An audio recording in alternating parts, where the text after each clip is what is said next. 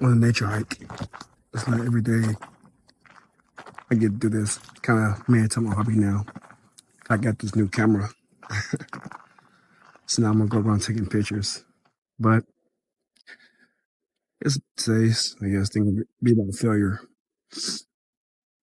Most people see failure as something to be afraid of.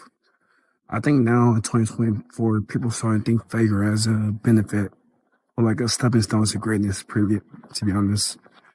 Just to get thinking about it.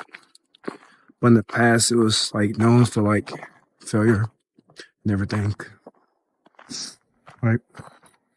Yeah, that's a big steak.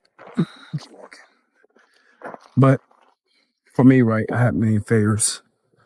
If you're like me, then you think failure is something that sucks at first, but then you kind of use that to like fuel your motivation, I guess. And if you feel like failure is the stopping point to where you want your career, it's not. Most time, failure can always be overcome with just consistent action or just doing the same thing over again. So you just, like I said, I'm getting a stepping stone to greatness or to build something great. So for me, right, whenever I went through a few failures in my life, just kind of say a few. Back in, I think it was, sorry about my hand. Back, I think it was like 2020. Yeah, I think 2020. I was trying to do a combat marksman course, and I was on the June. I was a corporal then.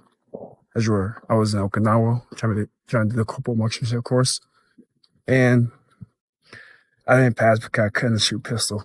So as sad that was, my instructor told me that I'm trash. I won't be able to shoot. Never. I think at the time he didn't really mean it in a mean type of way. But for me personally, I'm not really someone who gets mad easily, if that makes sense. I need something to kind of help me fuel my motivation to be angry. So for me, right, what I did was what I started doing to kind of help me remember and fuel my motivation for things I want to do again to overcome some limited beliefs that I have. I take out my Apple Notes, my little notes on my phone, iPhone, and I typed in their quote of what they said I did, and I put their name beside it, which kind of motivated me to be better, or motivated me to overcome that negative talk.